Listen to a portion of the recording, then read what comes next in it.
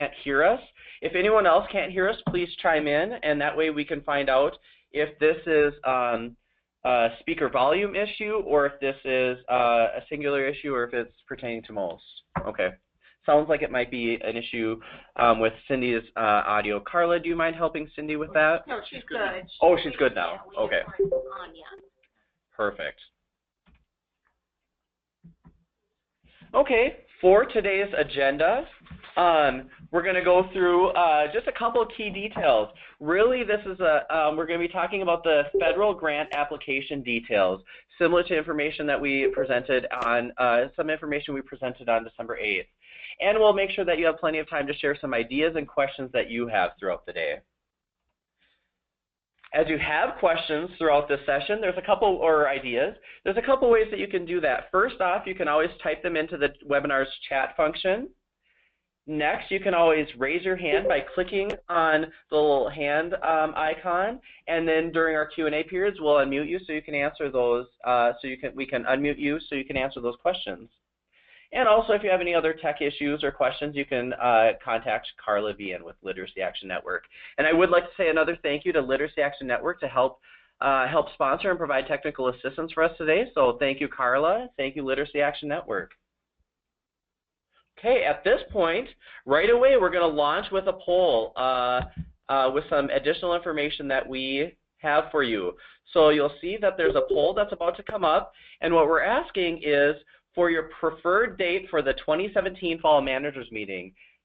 Yes, I know we just had our 2016 meeting. Yes, I know it's January 2017, but we're asking you about your availability in November and December of 2017. So I'm going to launch the poll now.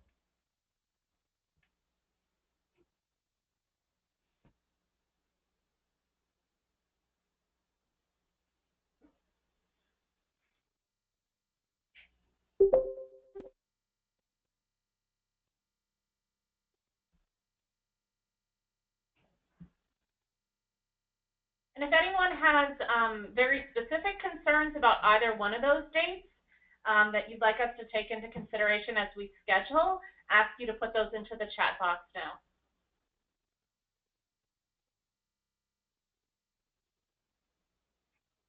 Just give you about another minute or so for the poll, especially if you need to run and check your calendar.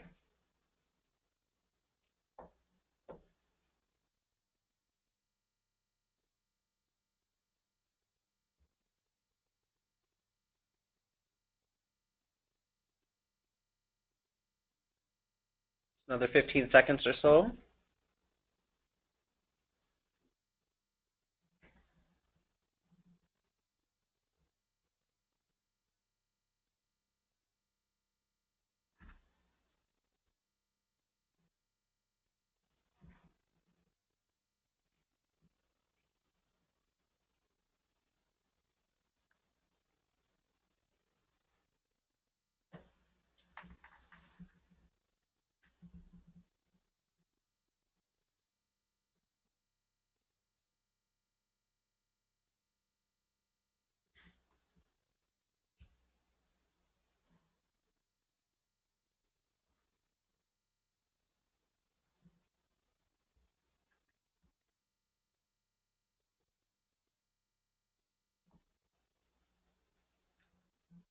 Okay, we're going to close the chat, or the poll.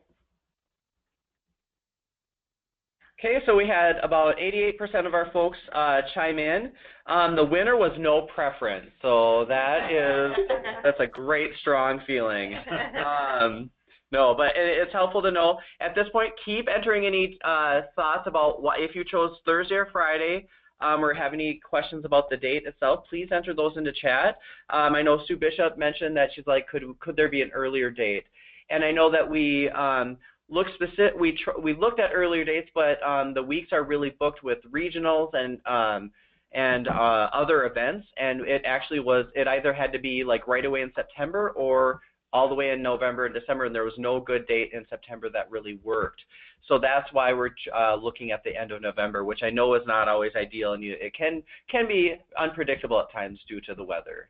The other option would be to schedule a midweek meeting that would be during the same week as another key event. So if people have thoughts about whether you would be open to that or not, you can type those into the chat as well. Okay, excellent. So we have a hand up at this point, so we can maybe see. We have Stacy Lansom's hand is raised, so we're going to unmute you so that you can ask your question. Stacy, you're unmuted, so you can talk into your computer and let us know what your question is. You are. Looks like you're muted yourself, Stacy. You need to unmute using your green microphone icon.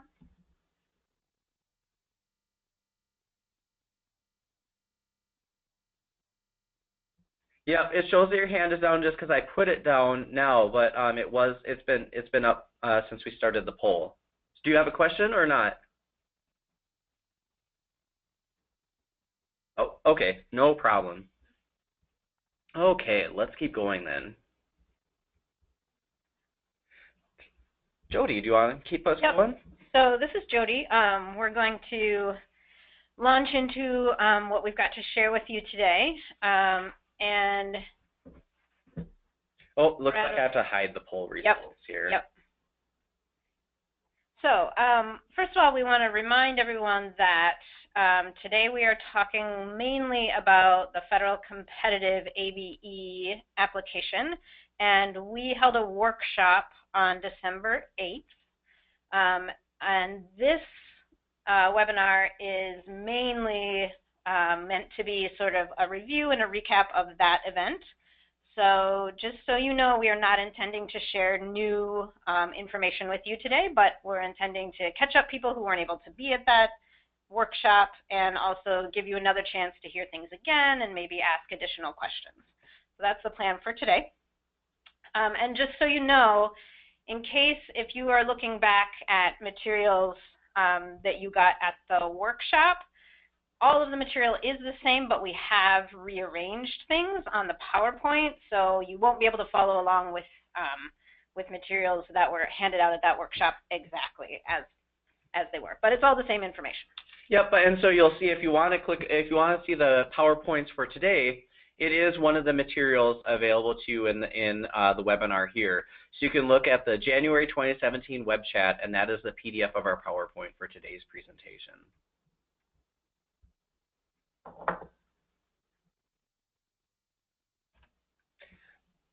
Okay, so as we're coming into this next year, local ABE programs, continuing and new programs, will have three types of grants applications that they will need to potentially submit.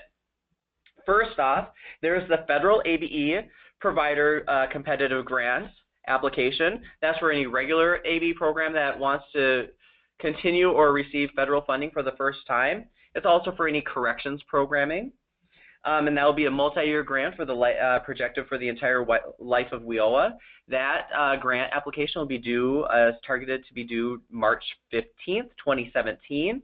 Our second application that will be due is another competitive grant. It's our federal IEL Civics grant, and that will be a 2-year grant, and that will be due in May 2017. We'll talk about that a little bit more towards the end of the session today. And the third application that continuing ABE programs will need to fill out is our State ABE Consortium grant. That's a 1-year renewable grant similar to your annual application.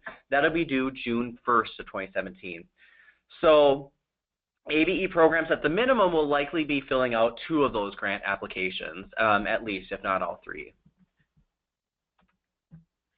So just some reminders about the timelines on all of these things. The letter of intent for the federal application deadline has passed. That was January 9th. The next thing that will be happening, and we are shooting for February 1st to release the RFP for the federal application, and then we anticipate that will be due on March 15th. Once those have been submitted, there will be a review process, and we'll be talking some more about that today. That'll happen in March and April. Then in April, we will release the state ABE funding application as well as the IEL Civics application.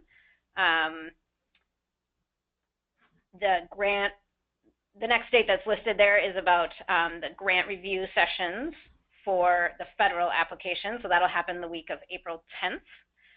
In May, we'll announce the results of the federal application, and also in May is when we anticipate the IEL Civics grant applications will be due. Then June 1st will be the state application that will be due, and later in June we will announce approved IEL Civics applications.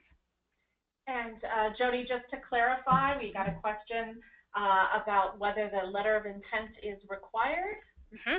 That is not a mandatory letter of intent, correct? Correct. The letter of intent is not mandatory, so it is still possible for an entity that did not submit a letter of intent to apply for federal ABE funds. Another question that came in is there going to be another workshop for managers once the actual RFP for the federal application is published? And the answer to that is no, there will not be another in-person session. However, there may be some Q&A, technical assistance, maybe a webinar for clarification at the time, but there is not another in-person session planned.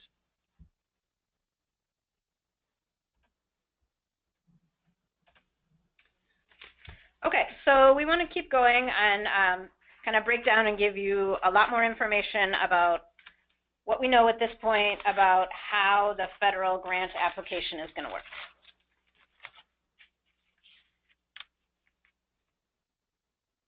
First off, we know that overall with federal funding, we're talking about an estimated $4.1 million that would go to fund multiple organizations around the state.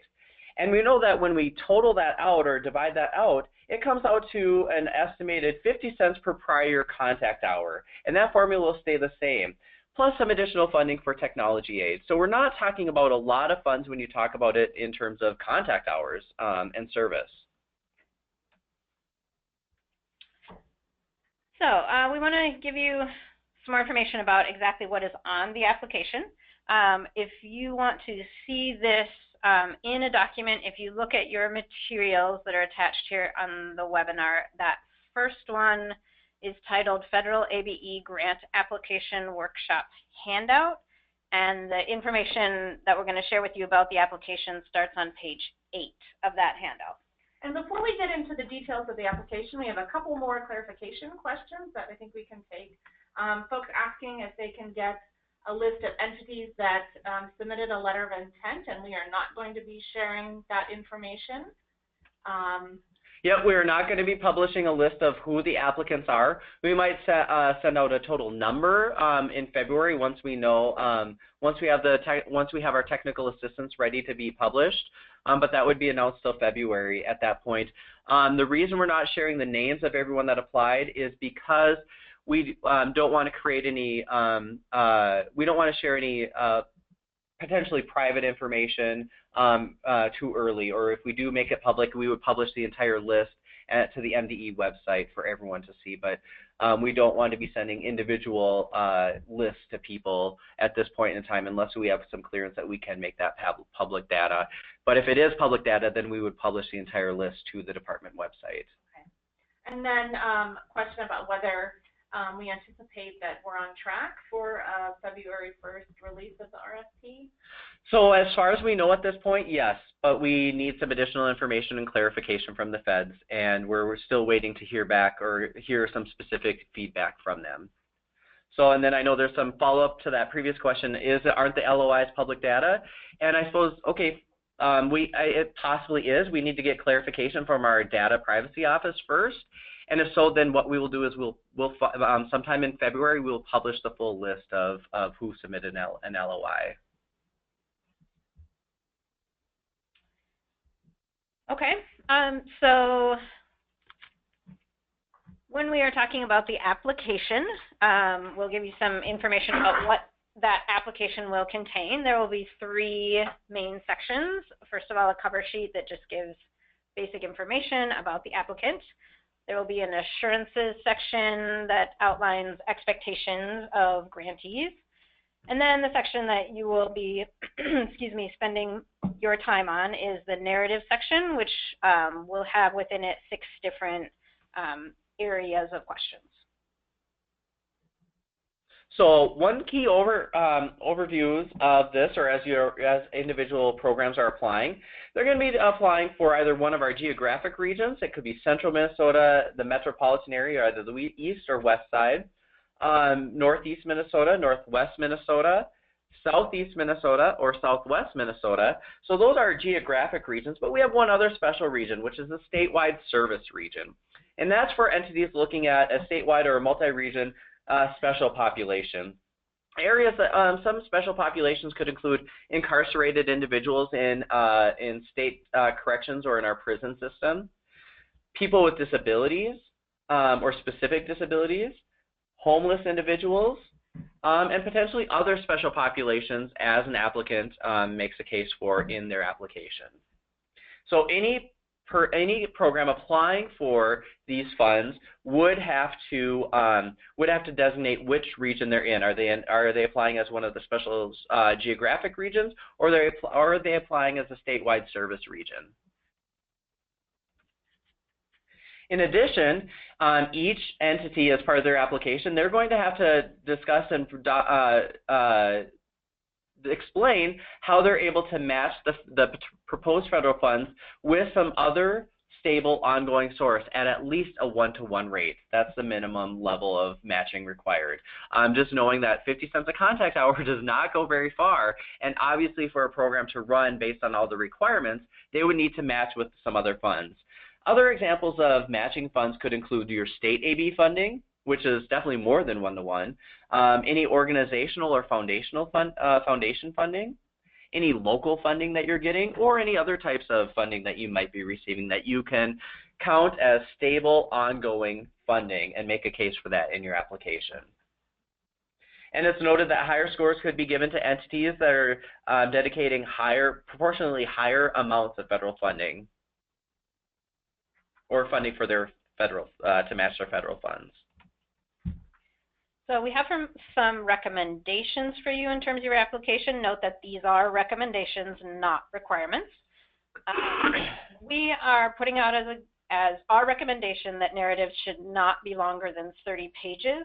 So if you have experience with a 5-year narrative, you know that that is significantly shorter than what's required for typically, or what you would normally submit for a 5-year narrative.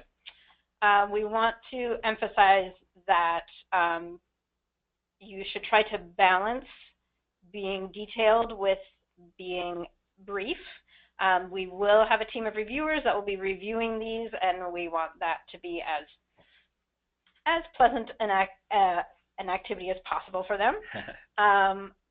And also for that reason, we suggest that you use tables, bullets, use the tools that are available to you to make this document readable for people who will be reading potentially a whole bunch of them.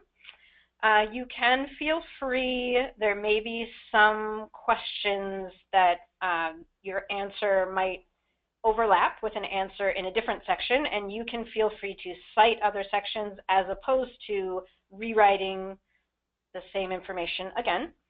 But you should know that every question will be evaluated as a whole, and they will be scored, and that because of that, each question does need to be answered fully. Excellent.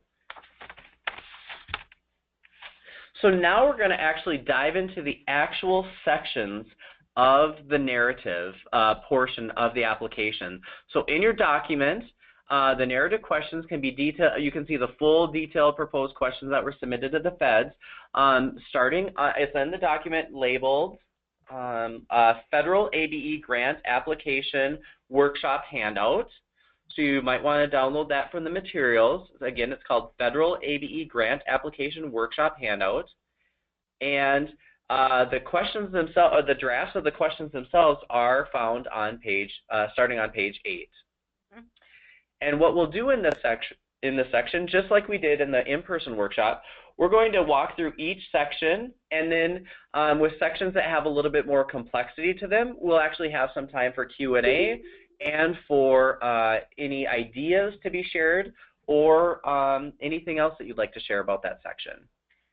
So, yep, before we kind of jump into more details about the sections, we do have another question. Jill asks, are the tables included in the 30 pages?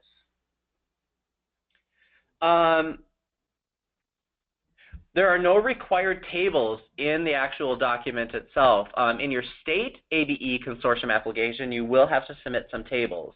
But for this federal application, you won't actually be you won't necessarily have to submit separate all the separate tables, because that would take up most of yours. But if you want to put chunks of it or add those as pieces to the 30 pages, it could be part of the 30 pages or an appendix in addition. But again, I caution you to add too much more above and beyond those 30 pages. Again, the 30 recommendation limit is not a hard limit, it's a recommendation. So if you want to go above and beyond the 30 to include a bunch of tables and everything, that's fine. But just note, it's an additional requirement to the reviewers that they may or may not be able to get through.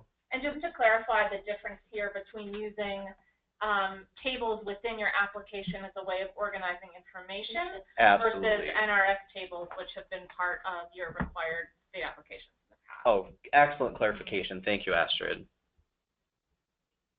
Okay, so section 1 of the narrative will be the easiest one. The section 1 is just kind of a summary, kind of a cover page for your application. In that executive summary, you're going to describe either the geographic area of service you're applying for or the statewide special population that you're applying to serve, and then give a brief overview of your programming, your services, your students, just as kind of a way to orient and center the readers and the reviewers as they read. Excellent. And then that leads us right into section 2. And section 2 talks about detailing a little bit more the need for the services and the target population you intend on serving. So within that, we'll be asking for specific data about the target population you intend on serving, noting how your program intends to serve those most in need, including individuals with low literacy and English language learners. So some information you can utilize here could be census data, school district data, or prior program data if you've had programs running in the past.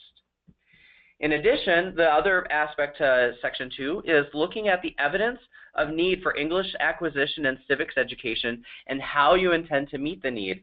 So based on information above, this is kind of an add-on. What is the English language learner potential population in your area?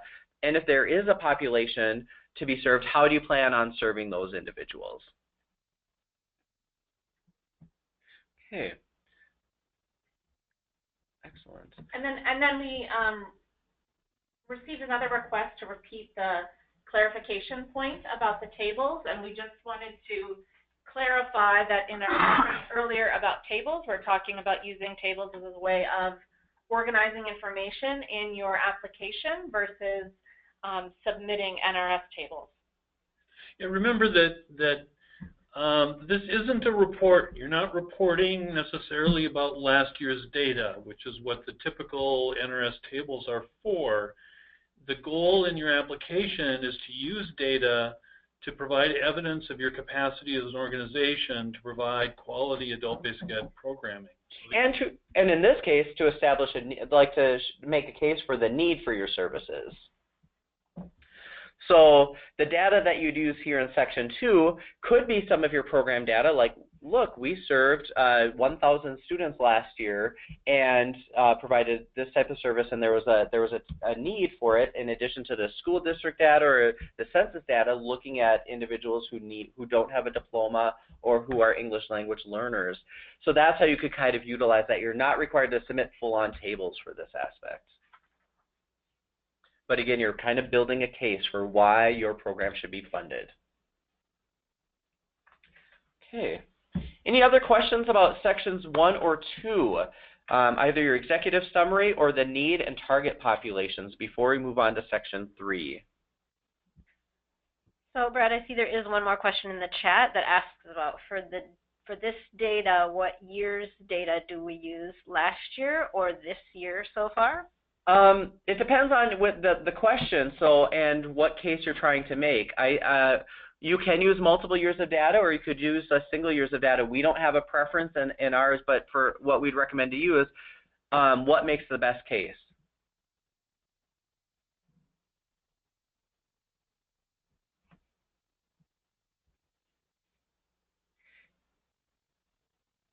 Any other questions for sections 1 or 2?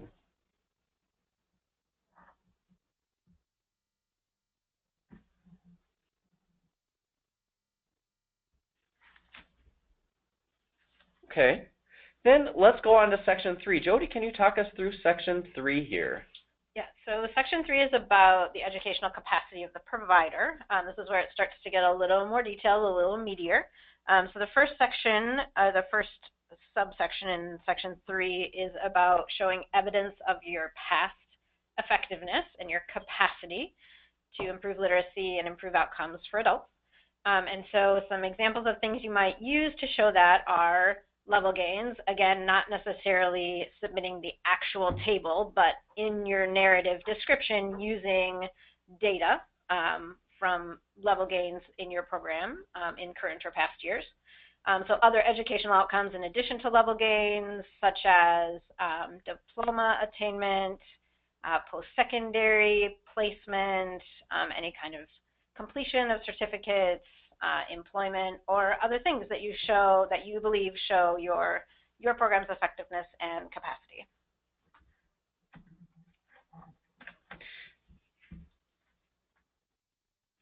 And then the next couple of subsections are about how do your staff meet qualifications.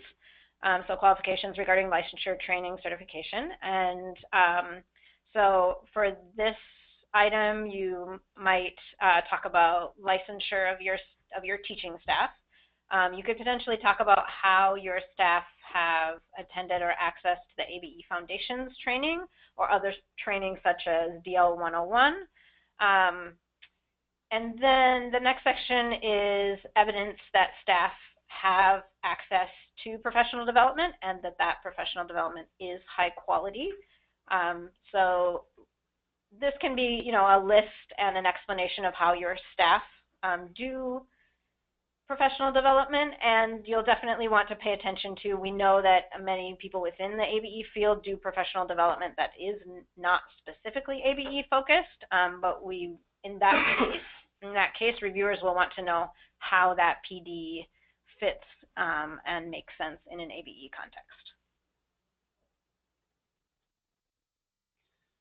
Okay, now let's jump to section 4. Section 4 is talking about the educational quality of the services that you're proposing. So first off, it will be asking you to provide an overview of proposed activities and services that align, that especially align to those 8 WEO activities. And I'll walk through those 8 WEO activities on the next slide here.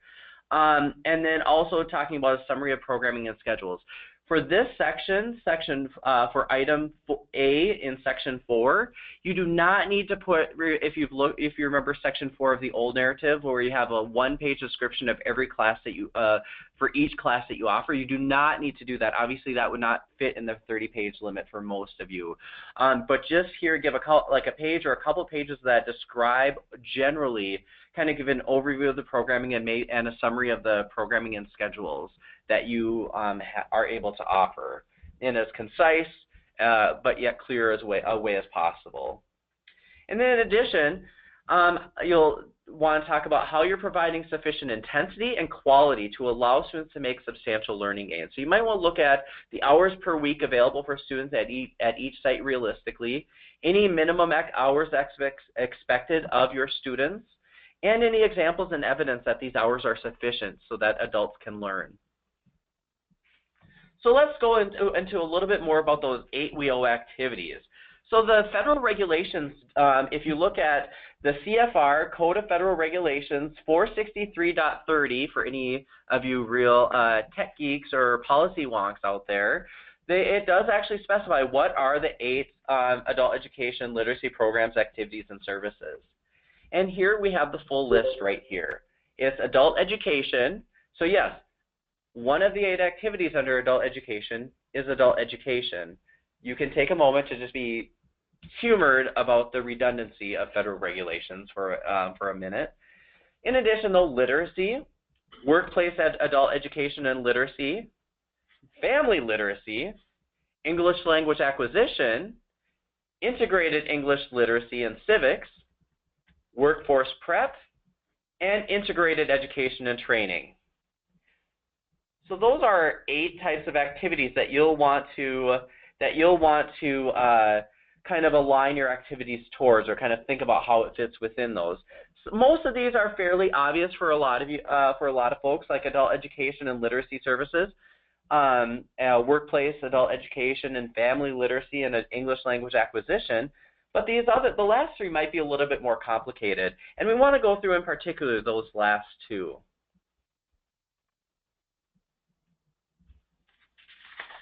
So first off, one of the ones that we want to talk about is workforce preparation activities. We've been talking about this for a couple years now, but these are the activity. This activity are the services that you offer, programming that you offer that really helps adults become more employable. That it combines academic, critical thinking, digital literacy, and self-management skills. You know, and when you hear about that, what does that remind you of? It reminds you of ACEs and the Transitions Integration Framework, really. And a lot of workforce prep activities are your ACEs, Transitions Integration Framework skills in action. In addition to that, it includes digital literacy, so that would include North Star too. So you want to kind of be able to articulate how you're integrating ACEs and the Transitions Integration Framework and North Star. You could kind of cite the integration of ACEs and North Star as part of this. And really looking to make sure that they have the programming has competencies so that your students have the skills they need to successfully transition into whether it be college, other post-secondary, other training, or directly into employment. But it differs from integrated education and training, which is a little bit more, which embeds workforce prep, but gets a little bit more complicated. Julie, do you want to talk us through integrated education and training, or what we call IET? It's basically, as Brad said, workforce prep, and I think of ACEs when I think of that, and then in combination with workforce training. So that's an occupational training component piece that is done together. So it's supposed to be offered concurrently and contextually. So it's combining the academic skills with the workforce prep and the actual work training or certification programs. Yeah. And to say a little more about these, at the managers meeting in December, I handed out a resource created by CLASP, and that is, as Jody mentioned earlier, online at the MNABE site, and I would encourage everyone to review that and read that to get a better understanding of what IET is. We have been working on this for a while in Minnesota, and we are experienced with fast track pathways to prosperity, and some other models have kind of helped us out in prepping this. Obviously ACEs as well, our work around ACEs. And basically, this is the one piece that you can leverage with your workforce, local workforce development boards, as a way to support career pathways. This is what we bring to the table when we're developing adult career pathways. And then this is just the full definition that's written in WIOA. And I'm not going to read through it. They can read it. We can give them a chance to read through it quick, noting those major components of an IET, noting that must be part of a career pathway. Yeah, the feds have really gone through a lot, and they've defined IET, but also what a career pathway is. Yeah. Fortunately, it mostly aligns with a lot of our other partners and their definitions of career pathways, but not fully always. And then we have a question from Lori. If we are utilizing voc rehab with any of our inmates, would that fit into that area? By into that area, do you mean IET, Lori? And I would also ask, what do you mean by utilizing vocational rehabilitation? Are you offering career services the workforce prep piece or the occupational training? So she is talking about IET. So again, an IET has to include workforce. It has to be one solid program or course that offers workforce prep activities, adult education and literacy, reading, math, or something along one of those core academic areas, and the workforce training component that has training, certification, some sort of hard technical skill or technical career-focused skill or sector-based skill. Yeah. So if it's a program that includes all of those in one course or one cohesive program, then yes, that would be an IET working with Voc Rehab. So then Patty Fleet has another clarifying question.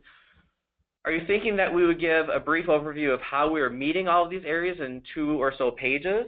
And so if you go back to the question, like an overview of what activities you offer generally, yes, we're looking for that in just a couple of pages, kind of a brief summary of the types of courses and programming you offer.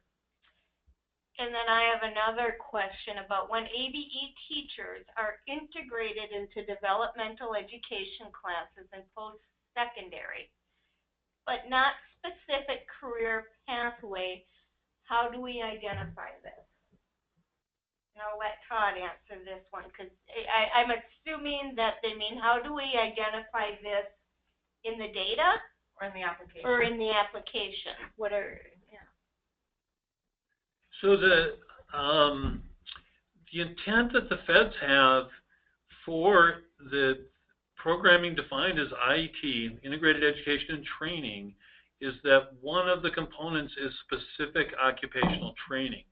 Because of that, if you are providing co-requisite or integrated instruction, if you will, for a developmental ed class or for a first couple levels reading or math class, it doesn't fit the federal IET definition, and we will have a way to make that distinction within the data system going forward, and data system folks and also in additional trainings that we'll do in the future, we'll work on helping to clarify that and how to use the data system to correctly identify those classes. Yeah. But, I mean, looking at all these elements of what a career pathway is, Patty, going back to your question, you don't have to say, here's how we meet condition A, here's how we meet condition B, here's how we meet condition C. You can kind of give much more abbreviated summaries of the programming that you offer, but kind of note some of the key elements. Again, when talking about IET, I won't go so far as to talking about the career pathway aspect of it, but make sure you note that it has academic, workforce prep, and occupationally specific training included in it, and that can be much more brief as you talk it through. Lori has additional clarification of the question she was asking with that Voc Rehab one. So she's saying when the work release coordinator refers people over to Voc Rehab, they'll work with the inmates on workforce training, completing resumes. Just from your example of completing resumes, I would put that more so in the workforce prep arena and not in the workforce or occupational. I refer to occupational skills training. If they are providing a skills training, certified nursing assistant or something, think of certificates that it has to be done in conjunction with that. It cannot solely be workforce preparation activities. Yeah, or simple referrals. Yeah. And then Patty, you have a question about, so there's no good category for integrated dev ed. So the issue is that it doesn't meet the IET qualification, but it still qualifies, so you're providing adult education services, and you're providing it collaboratively. So in Section 4, you talk about how one of your adult education courses is integrated dev ed, integrated math, or integrated reading or comp, and you could talk about it in that sense and offer it there. In addition, though, Patty, what I note is that when we get to Section 5 about collaboration and contextualization, you'll be able to highlight that partnership more.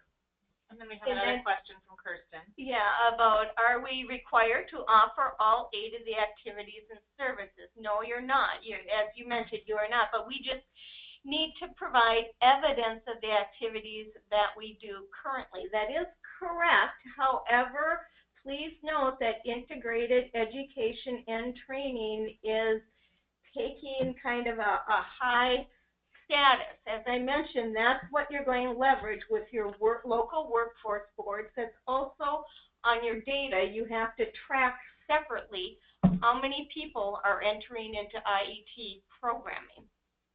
Yep, and that will be part of the database training that's offered this spring and ongoing accountability training. So yeah, you're right, you don't have to offer all 8, but knowing that from the Fed's perspective, they'll be looking at every activity that you offer and they'll be trying to place it in one of those 8 categories. And really what we're trying to look for is things that would be real outliers that wouldn't fit in any of those categories, because technically that might not be an eligible adult education activity. And that would, like, a good example of that would be offering I don't know, I'm trying to think, like ongoing education for lawyers or something like that, something that is far outside the scope of what we're looking at with this programming, like offering continuing education for the legal profession. And then Karen has a question about understanding the difference between workplace adult education and literacy and workforce prep. And for me, when I think of workplace adult ed, I think of individuals working with a particular workplace or in a particular workplace. Yep, and that would be offering reading or math or maybe contextualized reading or math within that workplace adult education setting. Workforce prep might actually be a component of that, but workforce prep could be offered anywhere. And it's really looking at how are you integrating the ACES Transitions Integration Framework or those workforce prep skills into the programming that you offer. It does get a little mind-numbing, and I'm sure some of our programs could actually feel like some of our classes that you're offering could really fall under like 3 of these at the same time, and that is understandable, and that's okay. So we don't have to worry about obsessing about which category does it fit into, but can it be realistically how many of these categories do you hit, and can your programming fit into at least one of these categories, or every piece of programming fit ideally under one of these categories.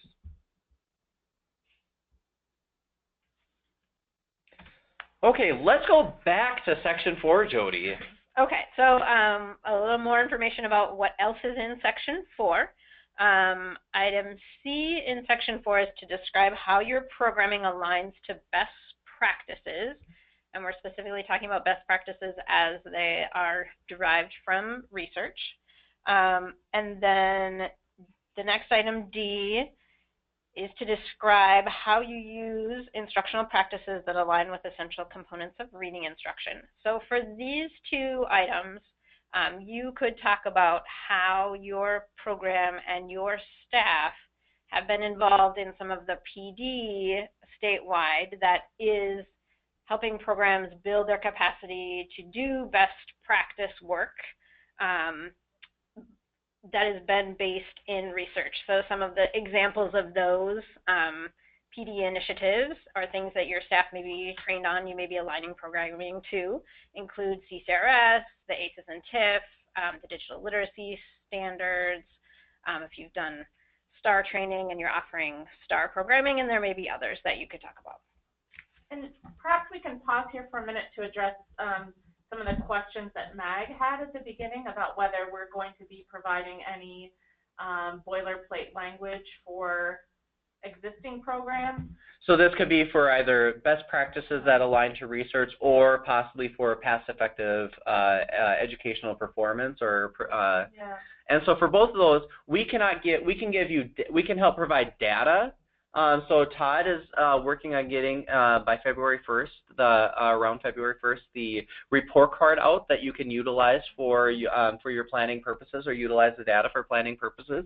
But we, for the sake of keeping a true competitive grant process and an open competitive grant process, we can't give answers to some of our folks and not all potential applicants.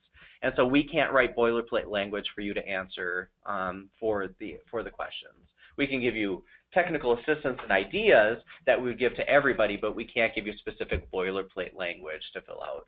Right. And then we've also gotten some questions about the reference to rigorous research. That language comes directly from the law and the 13 considerations. It's required to be in our application.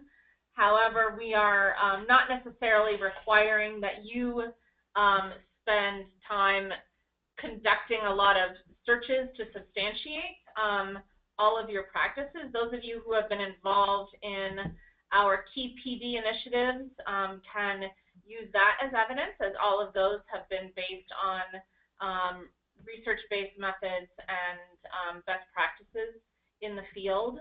And if not, then you may need to do some of your own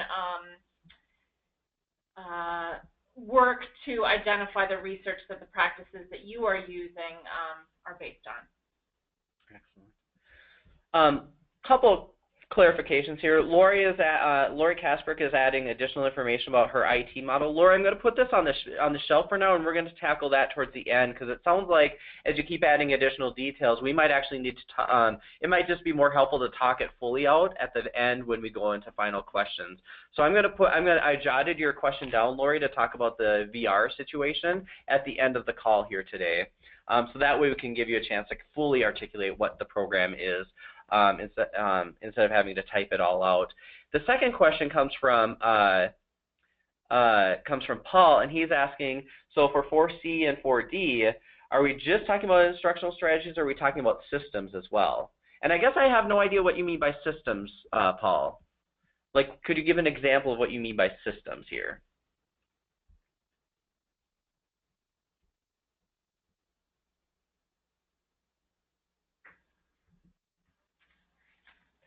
Attendance policies and things like that, he's saying. Well, if your policies, I guess I would say if your policies a lot like our best practices from research, then yes, that would definitely count as something you'd want to include in 4C. I don't know how that would necessarily pertain to 4D, but that would definitely fall under 4C.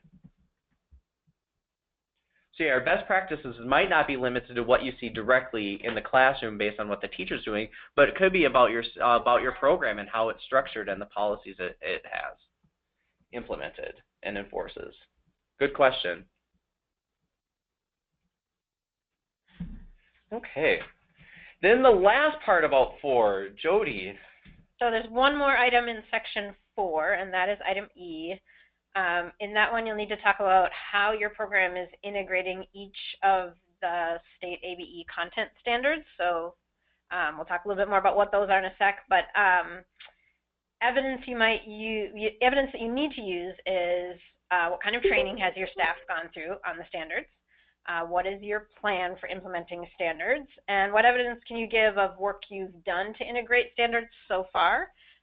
We are by no means expecting you to show how your program is completely aligned from top to bottom with all of the standards, because we know that that's long-term work and no one is there yet. But we do want you to explain where you're at in the process. So you'll want to make sure you include evidence of each of those 3 as you're going through this. And and with that number 2, the content standards implementation plan, think of it as a multi-year plan. Don't think of it as what we've done, what we're doing over the next 2 months, because that's not realistic. And we want you to take a realistic, develop a realistic plan of what you hope to do over the next couple of years with standards. So Astrid, can you talk us through our sets of standards? Yeah, so just as a reminder to everyone, hopefully this isn't new information about the 3 sets of content standards that we have adopted for Minnesota ABE that help to answer the question, what are the basic skills, digital literacy skills, and professional or soft skills that our learners need to be successful. The basic skills are being defined by the College and Career Readiness Standards for Adult Education, which outline standards in the areas of English Language Arts and Literacy and mathematics. Then we have our homegrown ACES Transitions Integration Framework, which focuses on the professional and soft skills. And as we talked about earlier, a lot of those skills that fall under the area of workforce preparation can be seen in the ACES TIF. And then we also have the North Star Digital Literacy Standards, which identify key foundational digital literacy skills that adults need to be successful. So as you are preparing for your application and just moving forward with all of the work in the standards, I encourage you to go to the Atlas website where there is a content standards page and links out to all 3 sets of standards and information about resources around those standards, as well as training opportunities for those standards. So we have one more question clarifying here. Will the state be adopting the new English language proficiency standards for adult ed? So we are in the process of exploring those English language proficiency standards, which just came out about a month ago. And I'll just emphasize that those standards are not meant to be a standalone set of standards for English language learners. Instead, they were designed to provide a language lift and help English language learners access the college and career readiness standards. So the basic skills standards for all of our learners are in the college and career readiness standards. So we're seeing the English language proficiency standards as a tool or a resource that English language instructors might use to help their students reach the CCRS. Excellent. And then Patty has a follow-up. So the feds will recognize that ACES has been well researched, correct? We won't need to cite any of that for them. So the feds aren't actually reading your individual applications. It's actually, we'll get into the review process, but it'll be local and state level reviewers. So you'll want to be making your case to local and state level folks, most who will be adult educators themselves, but there could be some partner programs as well. So as you phrase your questions about how you're implementing ACES, you'll want to briefly mention a little bit about ACES. You might even want to, because you have 30 pages, you can't describe everything. This might be an area where you could say, by the way, for more information about ACES, go here, and you could link to the Atlas site and just put a link in there. And keep in mind also that all applications, all RFPs are also going to be reviewed by local workforce boards. And so be mindful of that audience as you prepare the application. Excellent. So let's now take a brief moment to continue to let you have a chance to ask any questions about Section 3 or Section 4. And Section 3 again was provider educational capacity. Section 4 is educational quality. So I think we have a question in here. Well, we just had a suggestion from Patsy to note that the sort of the front matter in the TIF, in the ELP, and the CCRS all make reference to the research that was the basis of their adoption. So if you look at those documents right there in right in the start of the document, there would be a summary and information you could cite to establish them.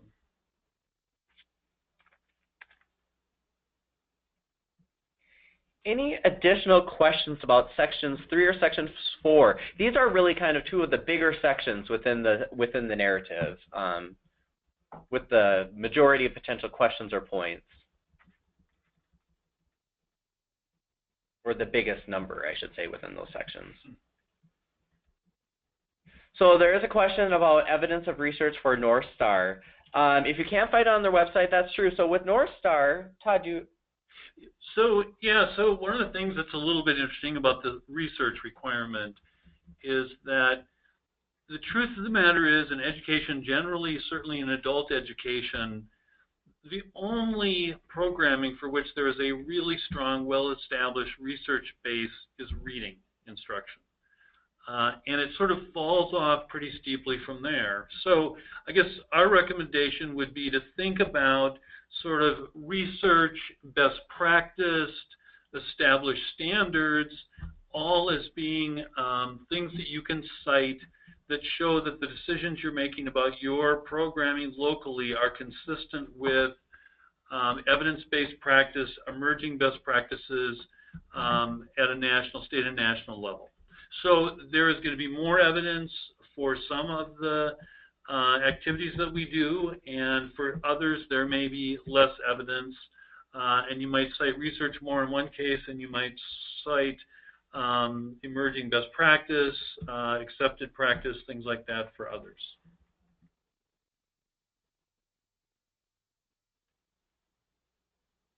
Patsy points out that the research basis for adult ESL is also there's a strong research base undergirding adult ESL best practice as well.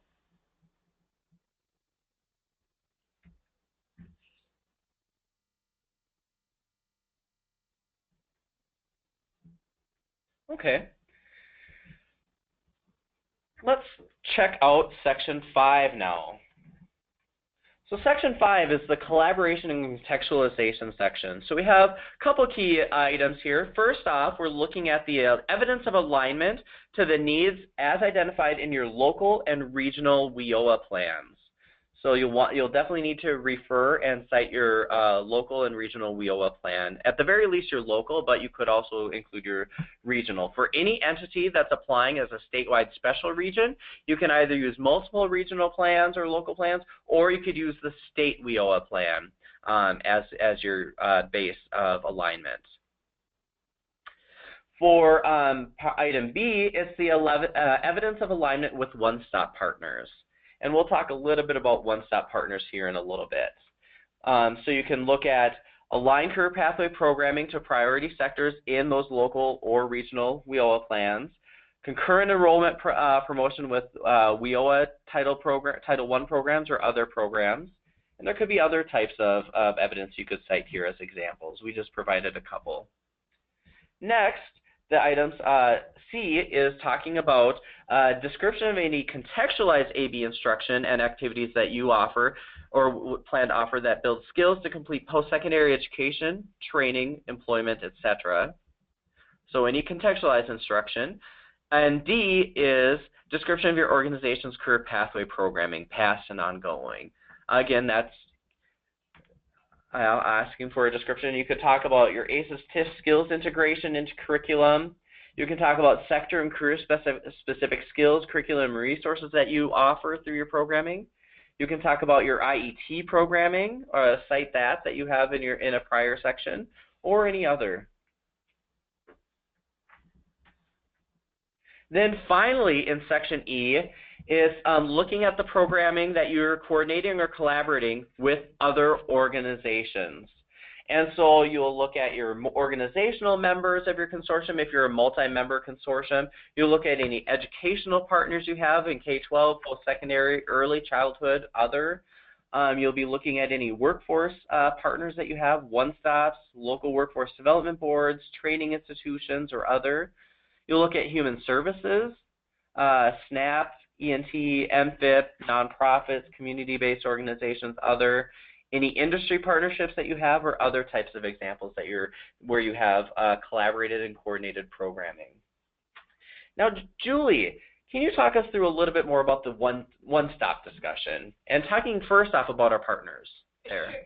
Sure. The 4 core partners under WIOA are Title I, which is adult, dislocated worker, and youth. Title II, which is adult basic ed. Title III, which is Wagner-Pizer, sometimes referred to as job service. And then Title IV, which is vocational rehabilitation. Those are the 4 core one-stop partners. In addition to those, there's a list that's on slide 33, and it continues on slide 34, of the different partners that can be included in One Stop. And when you're writing to the piece on collaborating, take a look at these partners and see if you are working with them, and don't underestimate the impact this could have. Like if you're working with TANF, which is MFIB, if you work with MFIB counselors, if you work with your senior community service employment program, those are all important pieces that you would want to include in this section of the application. And then that's just another piece. Each partner must provide access to its programs or activities through the one-stop delivery system in addition to other appropriate locations. And can you go to the next? Yep, I went to the next one. All right. So each required partner must, and then there's a list of these, but provide applicable career services, work collaboratively. I'm not going to read all of that, but the point around this is they are really emphasizing that we all have to contribute to the infrastructure of a one-stop system. What that looks like varies immensely across the state, and it needs to be proportionate to the benefit that you get out of that collaboration. So if you could go to the next slide. Yep. And then this is just reiteration that each area will need to be a part of a memorandum of understanding and participate in the operation of the one-stop delivery system, and then provide representation on state and local boards. And I think in Minnesota we're doing a really good job in that area. I think what will happen over the next 6 months is your workforce partners are going to reach out and ask for your input into an MOU, or at least I hope they're going to do that. The MOU should be in place at or around July 1st of this year. And it looks like there is an extension on figuring out how the infrastructure costs will be shared amongst the partners, and that has been extended to January 1st of 2018. So are there any questions about Section 5 or the one-stop aspect here, knowing that, like Julie said, a lot of this is still up in the air and a lot of this will happen after we've selected our actual federal grantees?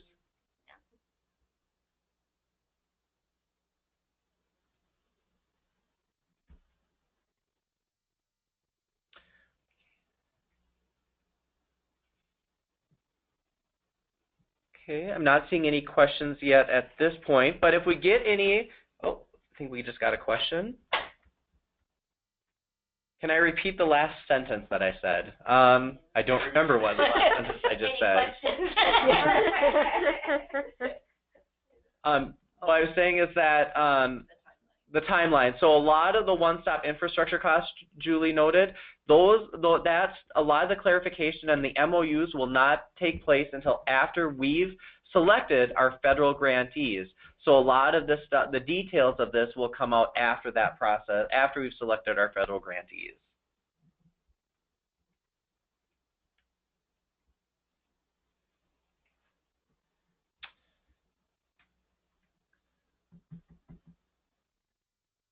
And then Patty's asking if there's any detail. Do we detail having had an MOU that in many respects hadn't been touched for years? So those MOUs will need to be brushed up and need to have better articulation. In Section 5 in your collaboration, you will want to talk about that you have had memorandums of agreement and you have been working with those partners, but you don't actually have to submit the actual example of the MOU that you have with them. But it will, as we go forward, need to be touched up and revitalized and make sure that it's accurate and detailed. But again, that will happen after the federal application. Okay, let's go on then to the next section. Section 6. Jody. Okay, so Section 6 of the narrative is about program resources. First, you'll need to describe how you use technology to enhance programming and increase quality of learning for your students. And then talk about how you offer a flexible schedule and how you coordinate with support services in order to allow students to be able to access your services. So some examples of evidence that you could provide for these items are if your site offers North Star certification, that's the way you use technology to enhance programming. You might talk about your physical technology resources, if you have a computer lab, or what kinds of access you offer to people who are in your program. This is a good spot to talk about distance learning or hybrid programming that has both in-person and distance learning components. And then you talk about your schedule and how what times of day and what days of the week you offer classes, and how you know that your scheduling is the best fit possible for the folks that you serve.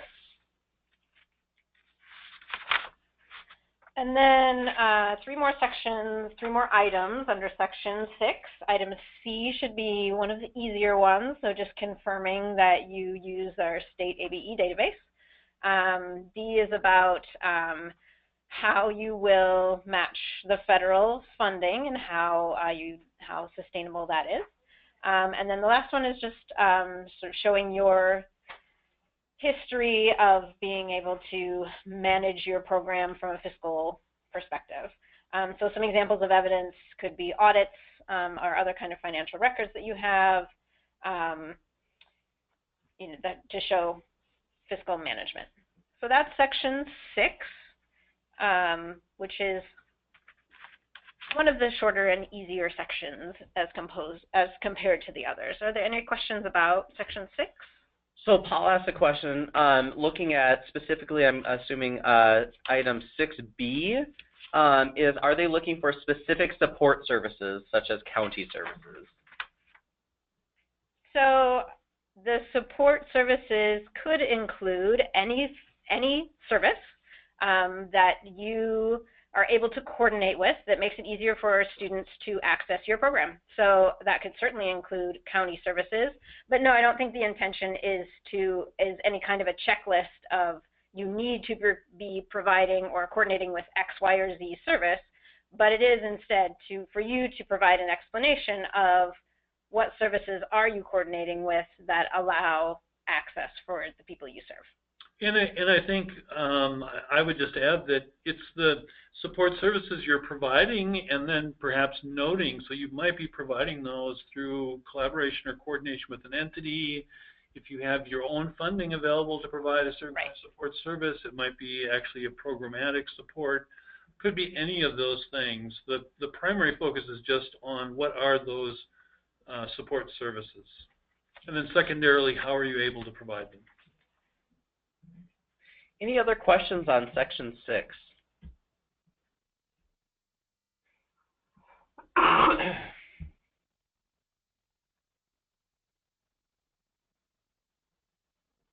Okay. There will be more time to ask questions and things like that as we go forward. We did get one question about 6H. Will copies of the ABE final fiscal report suffice? Now, you don't need to include the entire ABE final fiscal report, but you could say, what you could say is if you've been part of the ABE, state ABE or Minnesota Department of Education fiscal reporting process and auditing process or monitoring process, you could say that you have complied and participated in that process for years, and you could note the last monitoring date. And if you have questions about your last monitoring date, you could always check with Lori Rialt about that, or ask her for any questions. But you don't actually have to submit copies of reports with this. We're not looking for that, but we're just looking for you to describe briefly that you've been doing you have some history, or you can talk a little bit about your history of fiscal management and auditing procedures and compliance.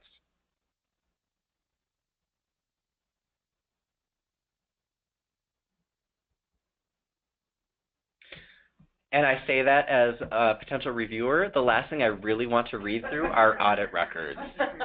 If you tell me that you've been audited multiple times, and if we needed to ask for verification, we could, that's sufficient in my book. Let's talk about the review process now. So there are 3 forms of review that will be taking place for all federal applications. Federal applications will, one, be going through a local workforce development board review for feedback. And they'll be distributed to those local workforce development boards right after they get submitted to us at MDE. So all applications will come to us. Workforce boards will have 3 to 4 weeks to read and provide feedback, and we'll be utilizing that feedback as grant reviewers at in-person sessions and or at least when we make our official decisions at the Minnesota Department of Education. The second type of review are official grant reviewers, or what I like to call our OGRs. And this will have, we'll have review teams by region. So they'll include 3 to 4 local ABE staff from various regions, and at least 1 state ABE staff in each group, and 1 or 2 partner representatives from partner entities, like it could be from MWCA, it could be from a workforce center, could be from the local workforce development board or the regional board, or from the Department of Deed or Voc Rehab. And in preparation, OGRs will be offered some training and technical assistance from us. OGRs will have an estimated 4 weeks to read and score the applications. From the week of, during the week of October 10th, we will convene the OGRs at Minnesota Department of Education for an in-person review where they can actually go through those together, much like what the narrative review process looks like. We talk through each application, share our scores, talk about any feedback, and then move on to the next. And then officially our last form of review will be the Minnesota Department of Education, which will be making funding decisions. And then after that happens, local grantees will be notified in May of their status. Jody, talk about the volunteers that we need. So you will be hearing from us coming up probably in February that we do need individuals from the field to volunteer to be reviewers. So that there will probably be a request that will come out to you via email, and the way that you would volunteer to participate in that is to just reply via email. So basically what that will involve is you will receive applications for a region for which you have no conflicts of interest, so not the region where your program is located, but a different region. And then you would receive those via email. You would read and review them, on your own schedule, on your own time, and then you would need to travel here to MDE for a 1-day or perhaps a half-day session sometime during the week of April 10th. So that is sort of the scope of the commitment that we're asking from volunteer reviewers, and yeah, we are hopeful to get a good healthy group of volunteer reviewers to help make this process go. So hopefully you'll be volunteering to participate in a region, obviously not your own region.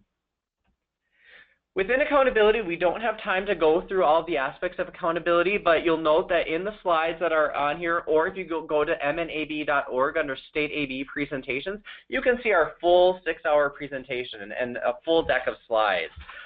So for those of you that really want to see all the information, that's where you could go. But there's a couple things here just as an overview that I want to kind of make sure that we revisit. Measurable skill gain, what we talked about as level completion, that does get discussed through this process, and we'll be spending some time this spring talking about that through the database meetings. But it's really important that folks know that the work-based project learner is going away. You can no longer register people as work-based project learners. The feds have taken away that category immediately. And instead, if you have anyone that's currently a work-based project learner, you should transition them over to conditional work referral. And then but work-based project learner as a category is going away. You can't enroll anyone new as a work-based project learner. But anyone that's currently enrolled as a work-based project learner, you can finish the next couple months of service until they reach that 30-hour limit. But now you'll either have to be submitting everyone as a regular ABE student or as a conditional work referral. And they still have to meet the conditional work referral requirements within that. There are some additional terms that you'll have to learn as we go through this process about individuals with barriers to employment and periods of participation, but we don't have time to go through that. Instead, let's go right into questions here about accountability and other questions that we have going generally. One question that's come in is someone said, wow, the review process as an OGRE, official grant reviewer, seems huge if you're reading 30-page applications from all programs in the region. Yes. There could potentially, in some areas, there might only be 2 or 3 applications in some regions. In other regions, there might be as many as 10 applications. And so within that, we know that that is a big task. And so as we ask for reviewers, we estimate that each application will probably need about an hour to an hour and a half, maybe up to 2 hours of review before the session, and then the day of the session. So you'll probably want to designate at least a single day outside of the in-person session. But again, in some cases, you might only have 3 applications to read, or you might have more. As we ask for volunteers, we might be clarifying that a little bit more once we know how many applications we have in each area. And then there's a question about conditional work referral students. So yes, each conditional work referral, if you go to mnabe.org under policy and look at the policy, you'll see that every conditional work referral has to have a written referral from the Workforce Center or other eligible agency as noted in the policy. Colleges do not count as a conditional work referral source. And that has to be used in 30 hours maximum per program year for a conditional work referral to look at resume writing, soft skills needed for work, or digital literacy skills only, where you're not teaching any ABE core academic content, like reading, writing, listening and speaking, math, GED, etc.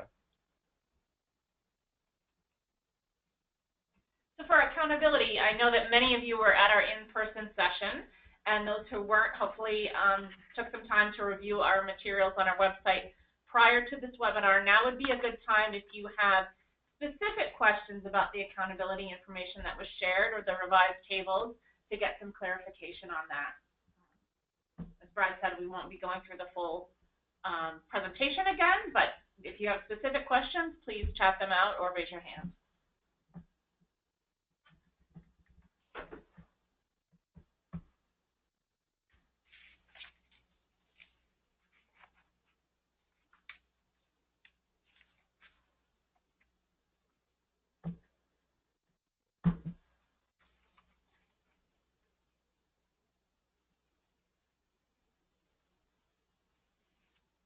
Not seeing any additional questions at this point, so maybe we just want to provide a little bit more information about our other 2 applications that are coming out this spring and then go back to questions.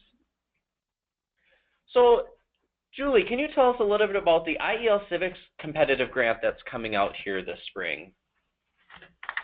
Sure. It's basically an IET. It has IET and the civics component combined. So you can see here a little bit about the goals of the program that's looking to prepare adults who are English language learners and place them in unsubsidized employment and in-demand industries and occupations, looking at self-sufficiency economically, and looking to integrate with the local workforce development system. And the details of the grant? It'll be available April 1st, the RFP. There'll be a session coming up at the Language and Lit conference, and additional resources will be made available, which will probably be in the form of a webinar. Excellent. Thank you. And then we had a follow-up question from Eric regarding the federal application. Programs in geographic areas are not directly competing with each other, correct? Yes, that is correct. However, only one program per school district can be awarded federal funding. That is the intent, but we haven't received official clarification from the feds on that.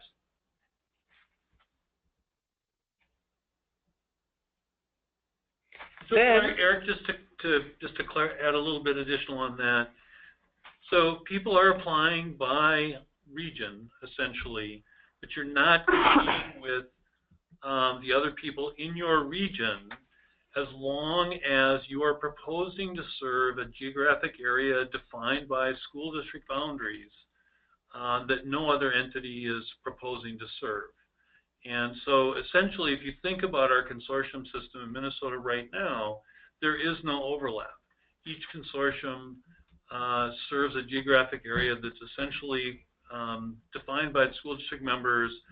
There are a few exceptions to that in the metro, but generally across the whole state, there's no overlap.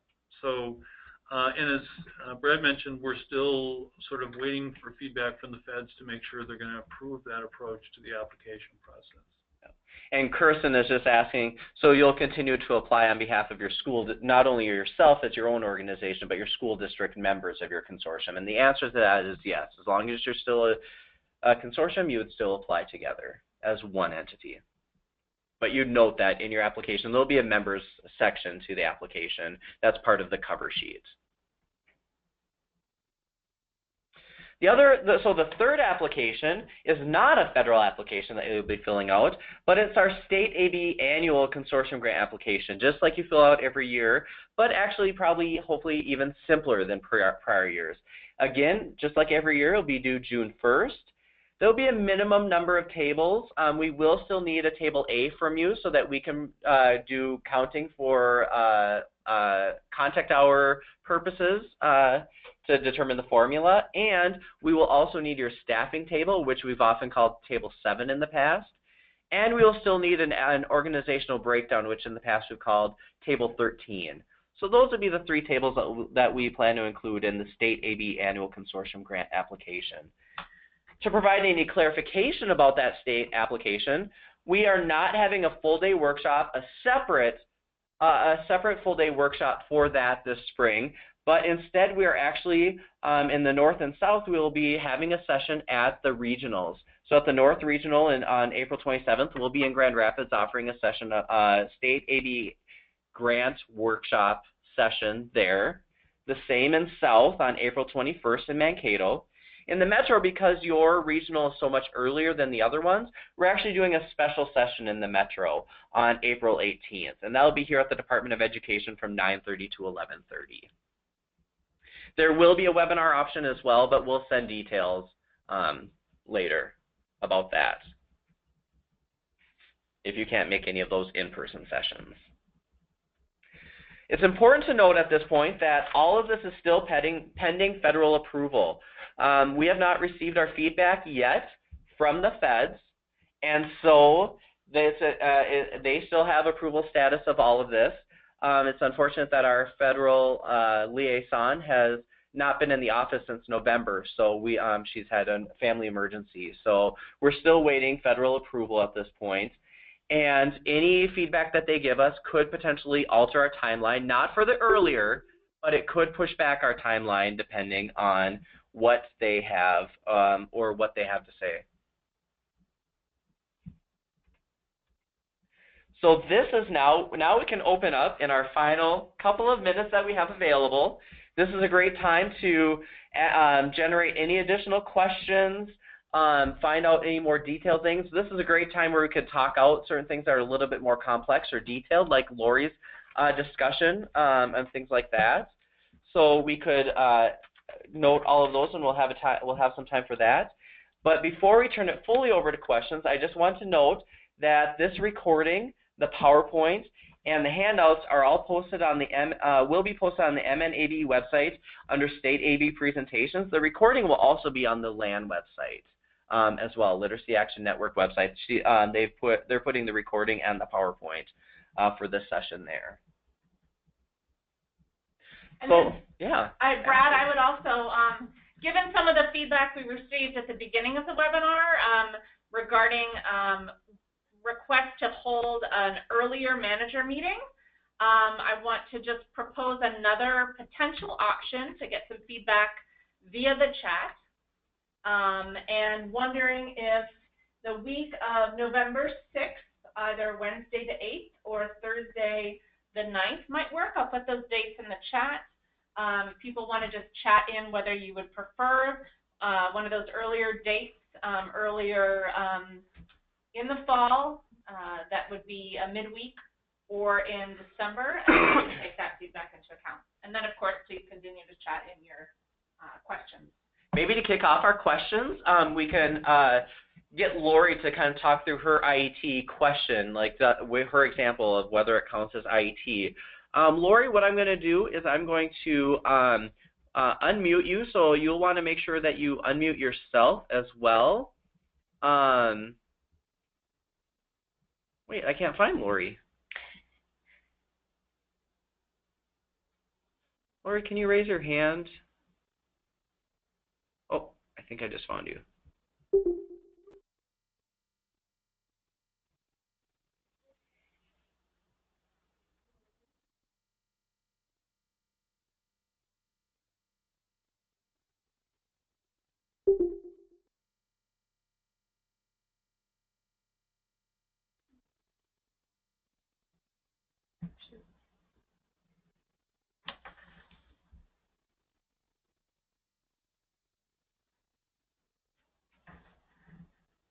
Oh, here I got Lori. Okay, Lori, I'm unmuting you right now so you can kind of talk through a little bit of your situation.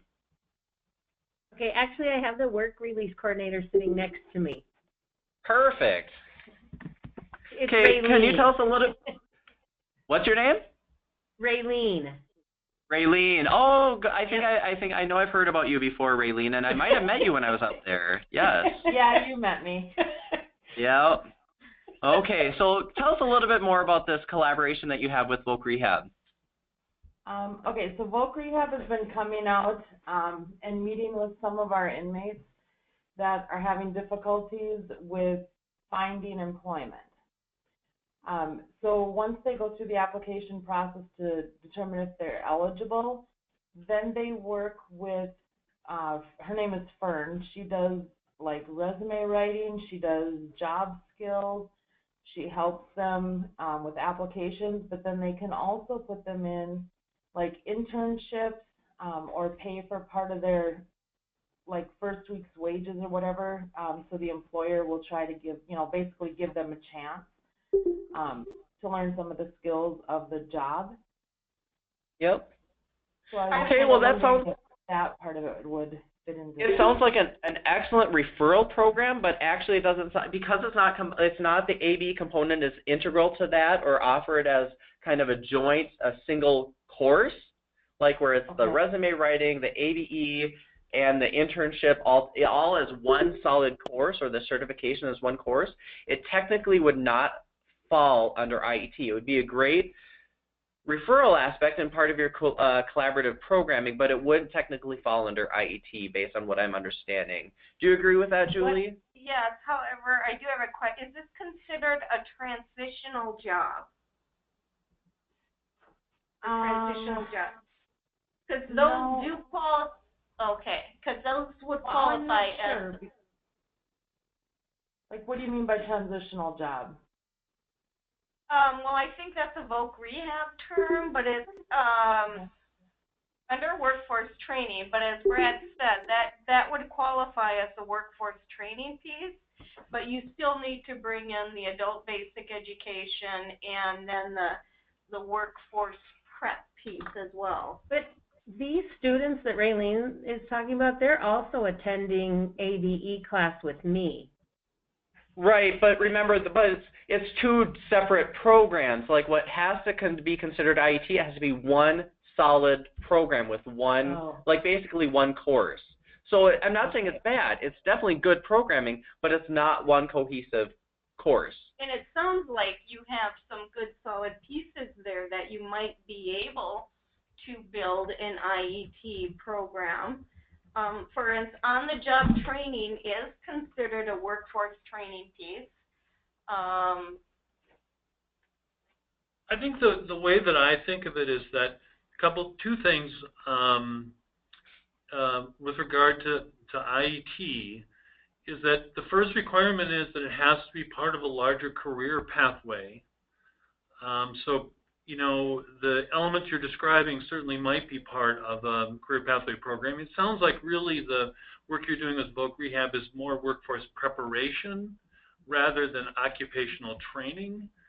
So there's those three components, right? There's the workforce preparation, which is like things from the ACES TIF. There's occupational training, and where the occupational training piece becomes IET, Integrated Education and Training, is when the adult basic skills content is being delivered in collaboration with, in conjunction with the occupational training class. So the classic example would that would be, if somebody is in an automotive tech class or a phlebotomy class, and there's a co-requisite or a co-teaching component that is just-in-time basic skills instruction that is contextualized to that occupational training class. So there's lots of other pieces that are critical to putting a good career pathway in place. One part of that is integrated education and training. And one might argue that the feds have sort of overemphasized the IET component relative to the other pieces of good career pathway programming. But I think it's important for us to be thinking about that larger context of career pathway programming and all the pieces, and as IT being a component strategy within that.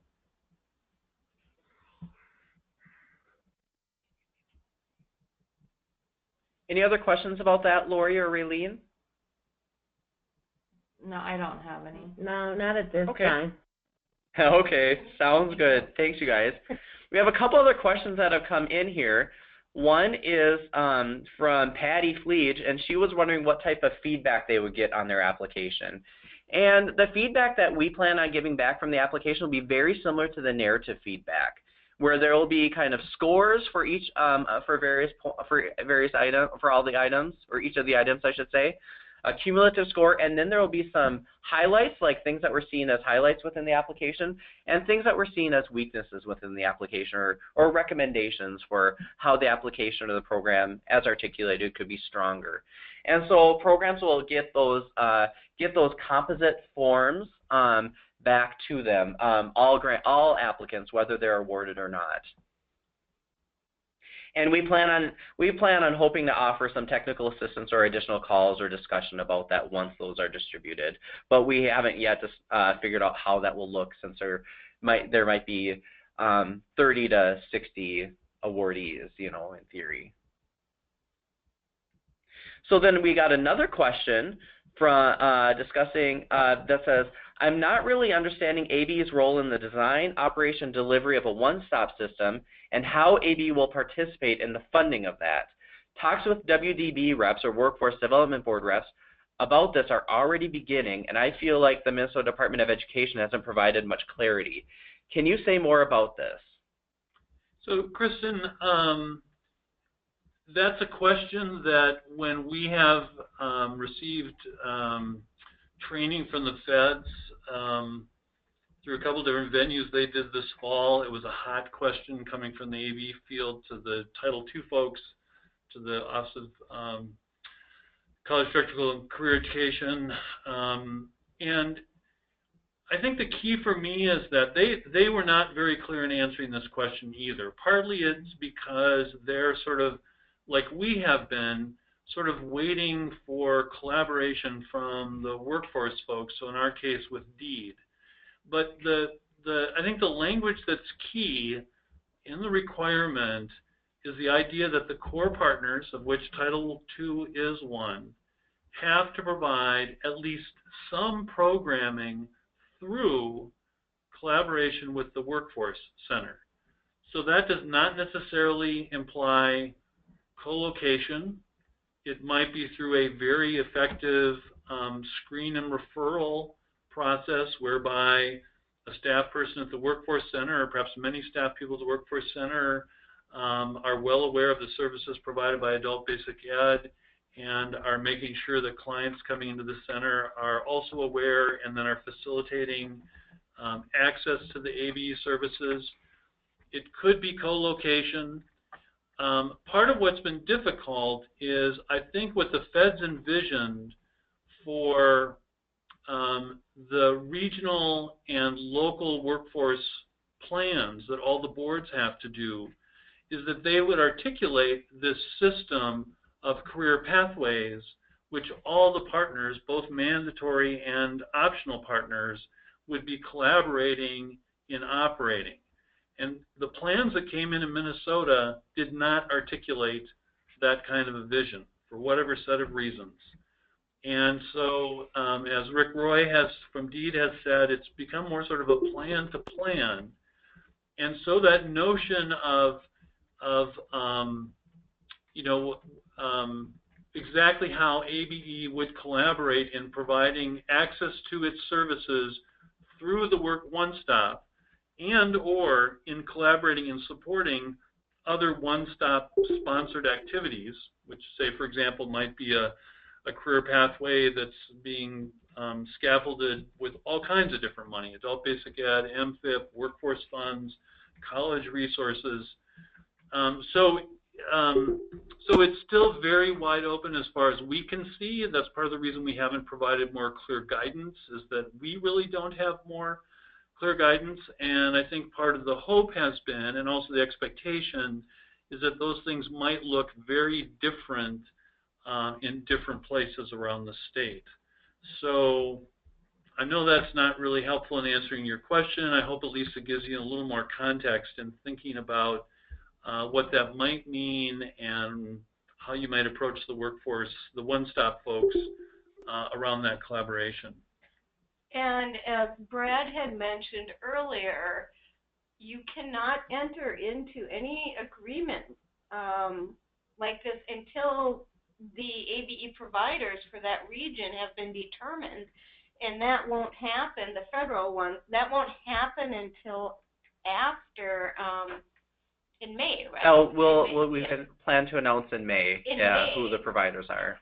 And then the Department of Labor gave an extension on particularly or specifically the infrastructure cost piece. So they've given about 6 more months for that to be worked out among the providers or the core partners.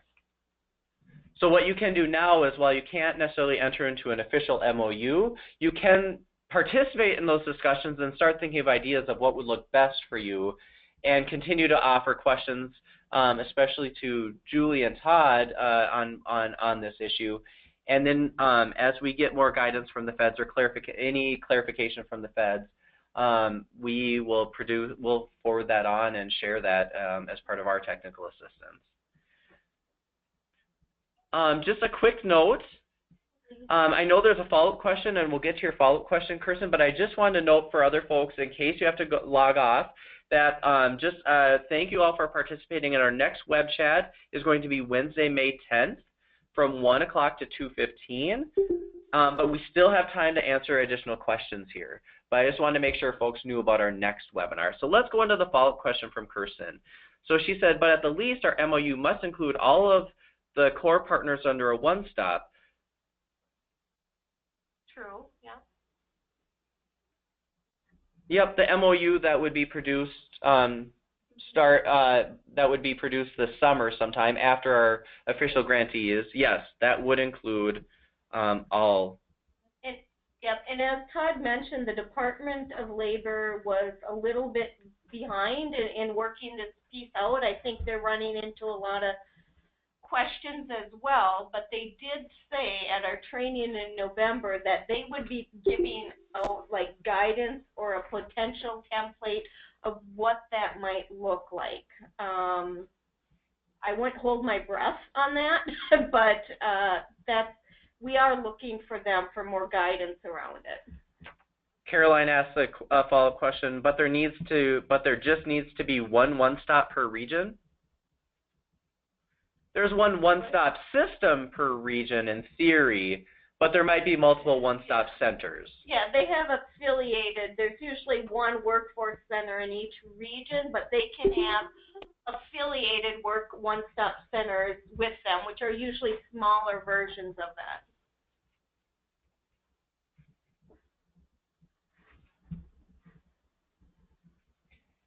Additional questions that folks have.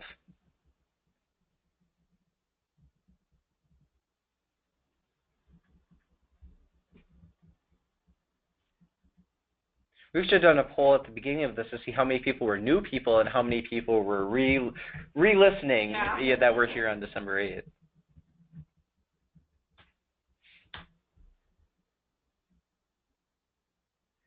Another question came in. Should we update all marketing materials now to include the tagline, a proud partner of the American Job Center Network, or should we wait till after the MOUs are in place?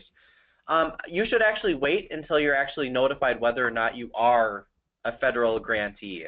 So no additional materials need to be updated yet. And from my understanding, Todd, Julie, you can correct me on this, but once we announce who our official WIOA grantees, federal providers are, then those entities would have to put a proud partner of the American Job Center Network on their materials. Is that correct? Or as they are revised. It is. We were actually supposed to be putting this on about a year ago. But I don't know if they... But when we asked the feds about that, they said, well, technically that's for all WIOA programs, but we haven't selected our WIOA programs yet. We're a core partner, though, and we're currently a core partner. So we are. We are, but not all of our grantees are yet. Yeah, so, you know, I think that really no one's going to push that issue until after the first of the fiscal year. So I think people can wait. No one's going to come and monitor. No.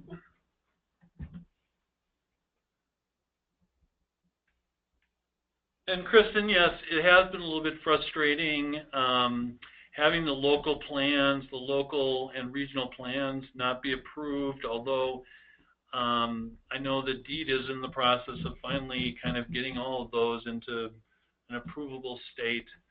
And so a little bit, when it comes to our collaboration with the other partners in the one-stop center, this is definitely a work in progress. And you know, I think the best thing is to just think about the intent, and the intent is really to have increased collaboration around ultimately providing pathways to more permanent, better, and ideally living wage employment. And to the extent that an ABE program is collaborating and making that happen, and making an effort to make sure that ABE services are accessible through the one-stops, you'll be consistent with what's envisioned in the law.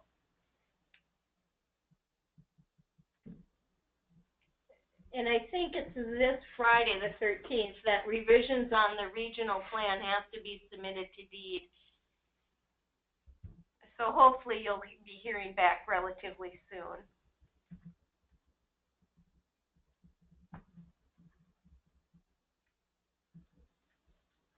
Any additional questions that folks have?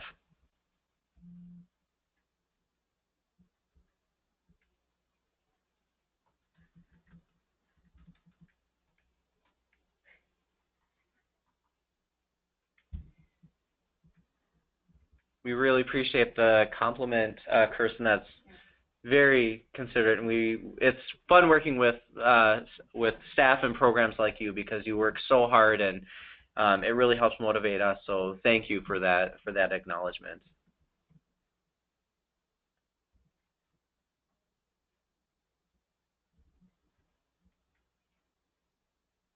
Yeah, Sherry, I think we all feel that way, that when we hear or talk about the information, we gain a deeper understanding of it. So hopefully it's been valuable for those of you, even those of you who were at the in-person workshop, to process it again and let it sink in a little bit more.